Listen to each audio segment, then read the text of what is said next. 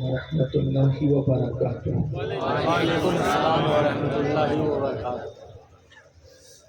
الحمد للہ رب العالمین والعاقبۃ للمتقین والصلاة والسلام علی سید الانبیاء والمرسلین وعلى آلہ واصحابہ الطیبین الطاہرین، اما بعد فاعوذ باللہ من الشیطان الرجیم، بسم اللہ الرحمن الرحیم۔ قال النبی صلی اللہ تعالی علیہ وآلہ وسلم لا یؤمن احدکم حتی یکون یقال انہ مجنون، او کما قال صلی اللہ تعالی علیہ وآلہ وسلم صدق رسول اللہ صلی اللہ تعالی علیہ وآلہ وسلم۔ غوث اعظم بمنی بے سرو ساما مددی، قبلہ دین مددی، کعبہ ایمان مددی، انتظار کرم تستمن عینی را، اے خدا جو خدا بینو خدا دا مددی۔ بگردہ بے بلا افتادہ کشتی، ضعیفانو شکستہ رات و پشتی، بحق کے خواجہ عثمان ہارون، مدد کن یا معین الدین چشتی، مدد کن یا معین الدین چشتی، مدد کن یا معین الدین چشتی۔ انتہائی احترام و عقیدت کے ساتھ اپنے اور ساری کائنات کے مرکز عقیدت انیس بے کساں چارہ ساز درد منداں، ہم غریبوں کے غم گسار، ہم فقیروں کی ثروت، شہر یار ارم تاجدار حرم، نوبہار شفاعت، شب اسرا کے دولہا نوشے بزم جنت، دانائے سبل مولائے کل ختم الرسل، خسرو خوباں سیاح لامکاں وجہ کن فکاں، در اللہ المکنون سر اللہ المخزون، عالم ما کان وما یکون، آب و گل انبیاء جان و دل اصفیاء، مطلع ہر سعادت مقطع ہر سیادت، خلاصہ کائنات فخر موجودات، حضور احمد مجتبی محمد مصطفیٰ، ارواحنا فدا صلی اللہ تعالی علیہ وآلہ وصحبہ وبارک وسلم کی بارگاہ بے کس پناہ میں جس طریقے سے پڑھاؤں، بلند آواز سے میرے ساتھ مل کر پڑھیں، الصلاۃ والسلام علیک یا رسول اللہ۔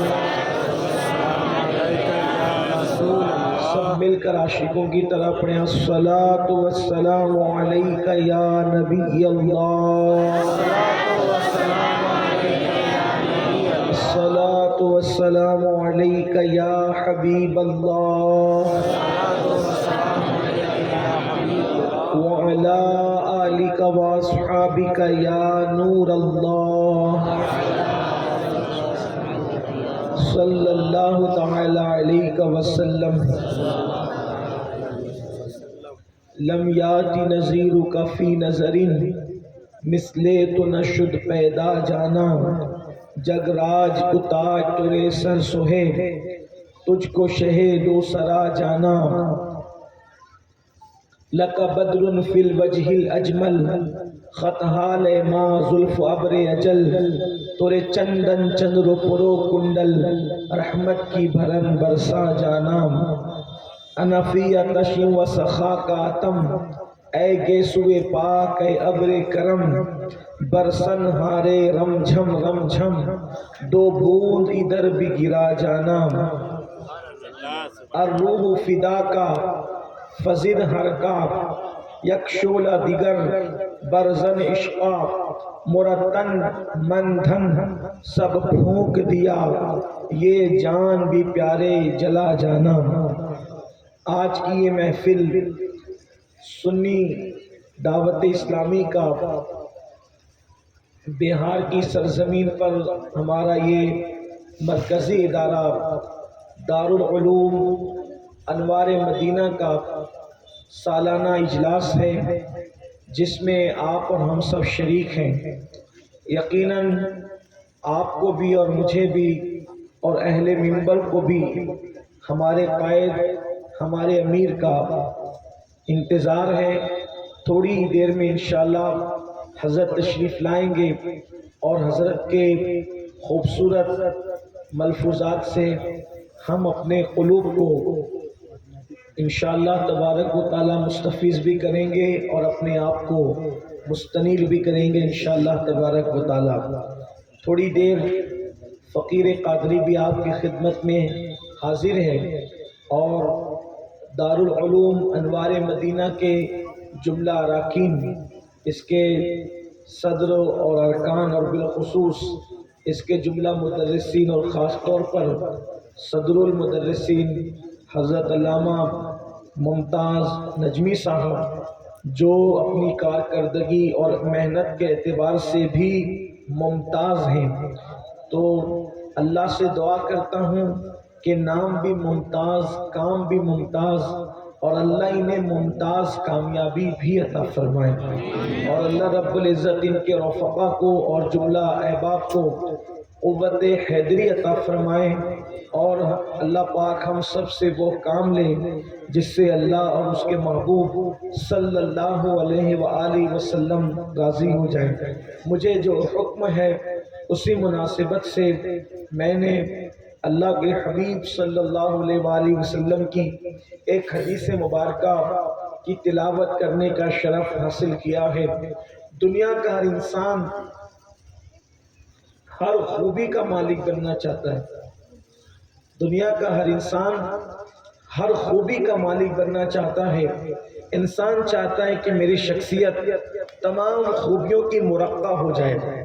مثال کے طور پر ایک بہت اہم بات آپ سمجھ سکتے ہیں اگر سمجھنا چاہیں تو، جو خوبیاں سورج میں ہیں وہ چاند میں نہیں ہے، اور جو چاند میں ہے وہ ستاروں میں نہیں ہے، جو ستاروں میں ہے وہ پھولوں میں نہیں ہے، جو پھولوں میں ہے وہ ہواؤں میں نہیں ہے، جو ہواؤں میں ہے وہ شفق کے جمال میں نہیں ہے، جو شفق کے جمال میں ہے وہ افق کی سرخیوں میں نہیں ہے، جو افق کی سرخیوں میں ہے وہ انسان میں نہیں ہے، جو انسان میں ہے وہ رات کی تاریکیوں میں نہیں ہے، جو رات کی تاریکیوں میں ہے وہ دن کے اجالے میں نہیں ہے، جو دن کے اجالے میں ہے وہ شام کی رعنائیوں میں نہیں ہے، جو شام کی رعنائیوں میں ہے وہ صبح کے اجالے میں نہیں ہے، جو صبح کے اجالے میں ہے۔ اسی طریقے سے آپ دنیا کو دیکھتے جائیے، کس کس کا نام لیجئے گا، جو چیزیں پھولوں میں ہیں اگر وہ انسان میں ہوتی تو پھولوں کے حسن کو استعارتاً انسان کے حوالے سے کیسے بیان کیا جاتا؟ انسان کی نزاکتیں جب بھی بیان ہوتی ہے تو بحیثیت انسان بیان نہیں ہوتی، بلکہ استعارے کے طور پر کسی گل کا تذکرہ کیا جاتا ہے اور انسان کی نزاکت کو بیان کیا جاتا ہے۔ اگر انسان کے اندر وہ خوبی ہوتی جو چاند میں ہے، حالانکہ چاند اشرف المخلوقات نہیں ہے، لیکن پھر بھی اگر حسن انسان بیان ہو، انسان کے چہرے کا حسن، تو چاند سے تشبیہ دیے بغیر انسان کا جمال بیان نہیں ہو سکتا۔ اسی طرح غالب جیسا انسان بڑا ادیب شاعر بھی چاند کے بغیر اپنے محبوب کے حسن کو بیان نہ کر سکا، اور وہ کہتے ہیں کل 14ویں کی رات تھی، شب بر رہا چرچا تیرا، کچھ نے کہا کہ چاند ہے، کچھ نے کہا چہرہ تیرا، ہم بھی وہاں موجود تھے، ہم سے بھی سب پوچھا کیے، ہم چپ رہے، ہم ہنس دیے، منظور تھا پردہ تیرا۔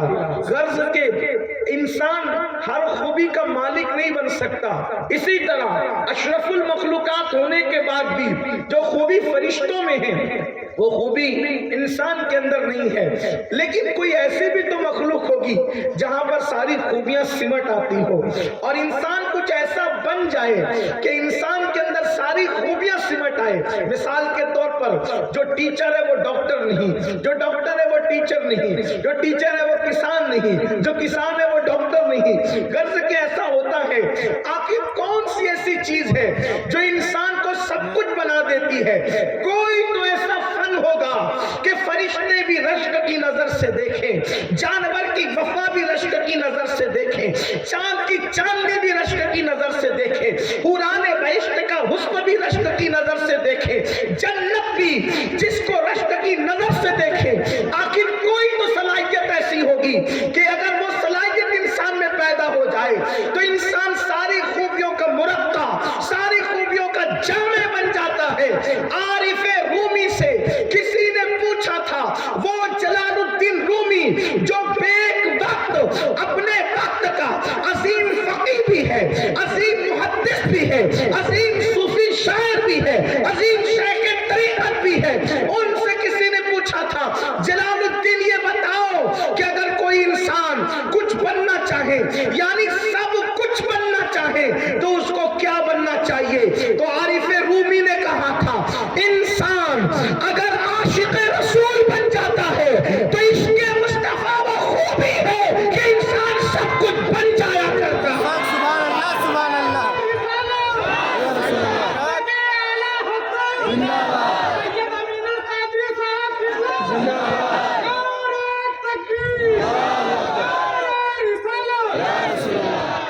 عشق مصطفیٰ جس کے دل میں واقعی پیدا ہو جائے، پھر فرشتے بھی اس کی خدمت کرنے پہ مجبور ہوتے ہیں، فرشتے اس کا احترام کرنے پہ مجبور ہوتے ہیں. واللہ یہ کہانی قصہ نہیں، حقیقت ہے کہ عاشق رسول جب زمین پہ جیتا ہے تب بھی فرشتے اس کا احترام کرتے ہیں، اور جب قبر میں جاتا ہے آپ نے سنا ہوگا بڑے بڑے دارا اور سکندروں کو قبر کی مٹی نے پگھال دیا ہے، بڑے بڑے بادشاہوں کی قبور کا نشان مٹ گیا ہے، لیکن واللہ عشق مصطفیٰ وہ دولت ہے کہ جب عاشق قبر میں جاتا ہے تو نکیرین ہاتھ باندھ کر اس کی تعظیم کرتے نظر آتے ہیں. 14ویں صدی کا مجدد اس کی عکاسی یوں کرتا ہے، لکیرین کرتے ہیں تعظیم میری،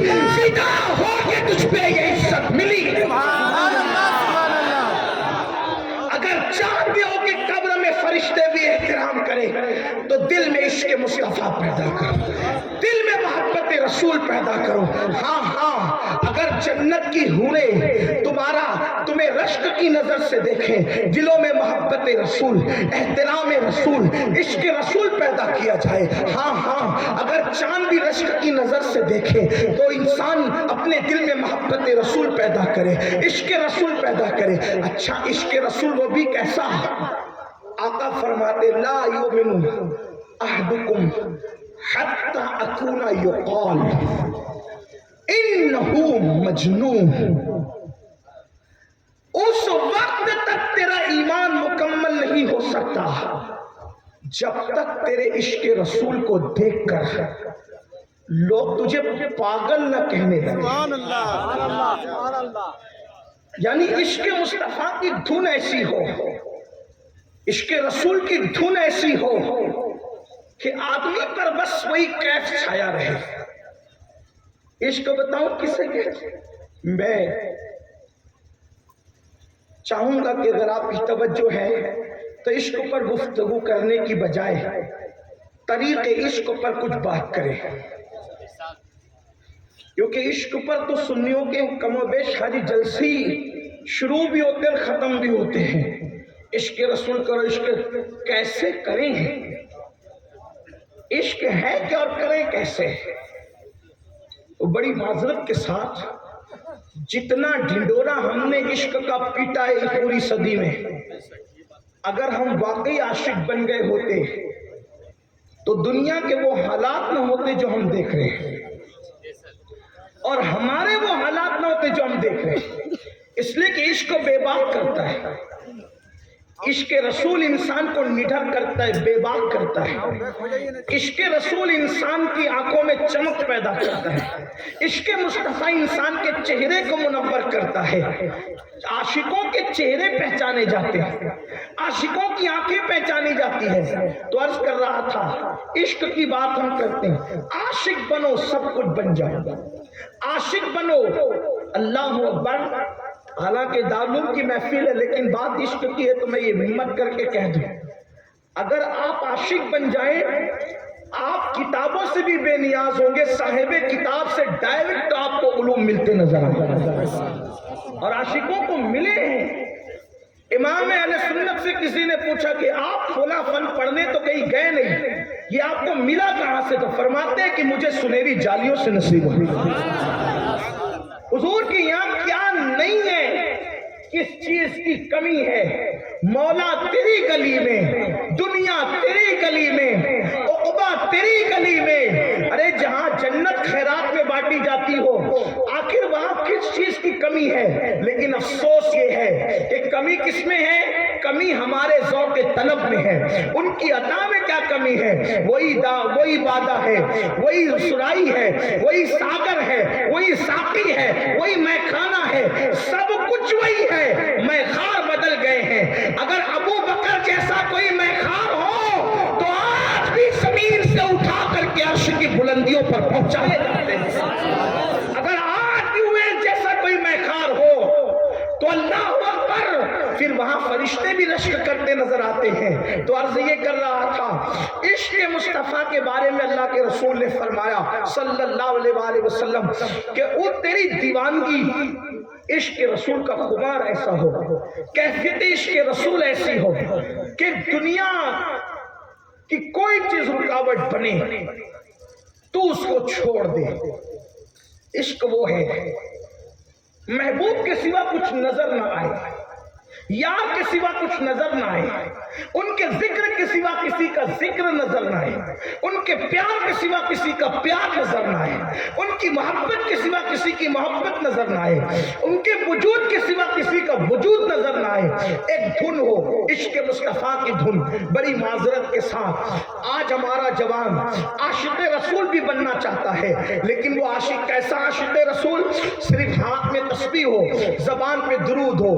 کتنی بار درود پڑھا؟ تو کہا 1000 بار درود پڑھا۔ دل میں نبی کا نام کتنی مرتبہ یاد آیا؟ تو کہا 1 مرتبہ بھی یاد نہیں آیا۔ واللہ یہ ایسا درود تھا کہ جس میں درود پڑھا جا رہا تھا، ایک بار بھی اس کی یاد نہ آئی۔ 1000 بار درود پڑھنے کی بجائے ایک ہی بار ایسا پڑھتا کہ دل میں وہ یار ایسا یاد آتا کہ آنکھیں چھلک پڑتی۔ ایک ایسا درود ہزاروں درود پر بھاری ہے اور اہمیت رکھتا ہے جو ایک مرتبہ پڑھا جائے اور ان کے عشق میں آنکھیں چھلک جائے۔ کسی صوفی نے کہا تھا جب درود پڑھ کے آنکھیں چھلک جائے سمجھ لینا تیری بارگاہ میں یا تو ان کی بارگاہ میں یا تو تیری حاضری ہو گئی یا تو تیرے دل میں ان کی حاضری ہو گئی، یا تو تو وہاں پہنچ گیا یا تو وہ یہاں۔